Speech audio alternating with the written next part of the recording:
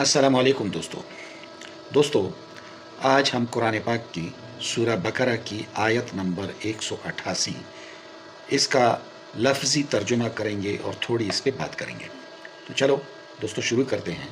بسم اللہ الرحمن الرحیم. وَلَا تَأْكُلُوا أَمْوَالَكُمْ بَيْنَكُمْ بِالْبَاطِلِ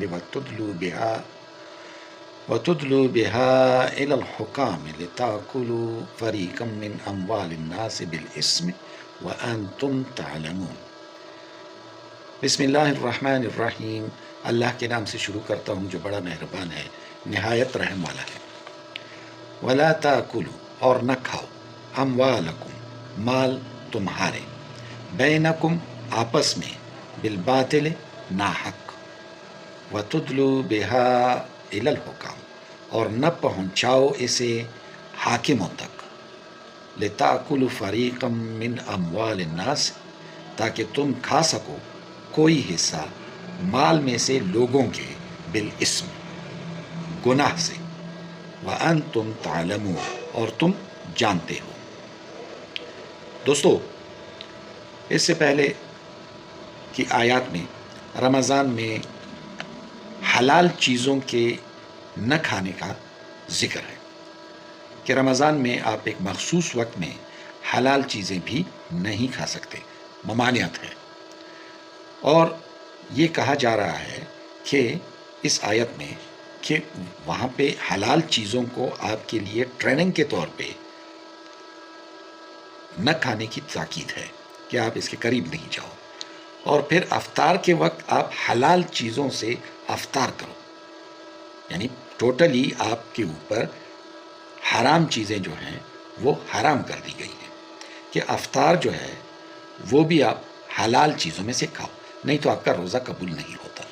تو اب جناب صاحب یہاں پہ آپ سے کہا جا رہا ہے وَلَا تَأْكُلُوا أَمْوَالَكُمْ بَيْنَكُمْ نہیں کھاؤ مال تمہارے آپس میں بالباطل ناحق، یعنی کسی سے ناحق مال نہیں کھاؤ، کسی کا مال جو ہے وہ ناحق نہیں کھاؤ.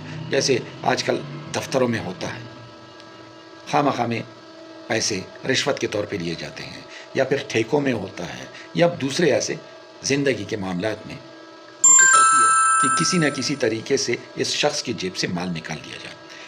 تو کہتے ہیں کہ نہیں کھاؤ، تمہارے جو اموال ہیں، جو تمہارے مال ہے، وہ آپس میں ایک دوسرے کا ناحق نہیں کھاؤ. وَتُدْلُوا بِهَا إِلَى الْحُكَامِ اور نہ پہنچاؤ حاکموں کو، یعنی اب کمیشن کے طور پہ یا پھر ان کے ساتھ مل کر کے لوٹ مار کرنے کا.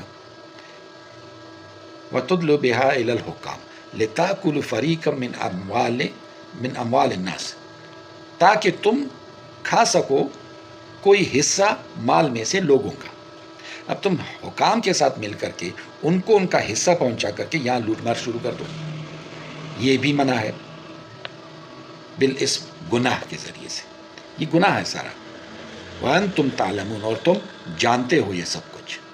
یعنی تمہارا ضمیر تمہیں ضرور ملامت کرتا ہے کہ یہ جو کام تم لوگ کرتے ہو یہ ٹھیک نہیں ہے، مگر پھر بھی کرتے رہتے ہو. اور یہ جو چیز ہے یہ قرآن پاک اس آیت کے ذریعے سے منع فرما رہا ہے کہ تم ایک دوسرے کے مال کے پیچھے نہ پڑو کہ تم وہ ہڑپ کر جاؤ، اور پھر حاکموں تک پہنچا کر کے، یا پھر ایسا ہوتا ہے کہ دو آدمی آپس میں یا کچھ آپس میں کوئی اختلاف آ جائے اور آپ چلے جائیں وہاں پہ حکام کے پاس اور ان کا اختلاف وہاں بیان کر لیں، اور وہاں پہ جناب صاحب آپ کوئی چال چل لیں ان میں راضی نامہ کرنے کے لیے، پھر پیسے بنا لیں اس میں سے. یہ سب منع ہے. پولیس اسٹیشن میں بھی ایسا رپورٹ کر کے پھر آپ پیسے بنانے شروع کر دیں، یا پھر آپ ان کی ضمانتیں کرا کر کے انہیں پہلے جیل میں ڈال دیں، پھر ضمانتیں کرا کر کے ان کے پیسے آپ بٹور لیں. تو اس طرح سے آپ یہ اعمال کر کے اپنے آپ کو گناہ گار نہ بنائیں، اپنے حق حلال کے مال کو آپ حرام نہ بنائیں. رمضان میں یہ ٹریننگ ہم کو دی جا رہی ہے کہ دیکھو جب اللہ تعالیٰ آپ کو حق حلال کی روزی سے روک رہا ہے صبح صادق سے لے کر کے شام تک، اور پھر آپ سے کہا رہا ہے کہ روزہ افطار بھی کرنا ہے تو وہ بھی حق حلال سے کرنا ہے.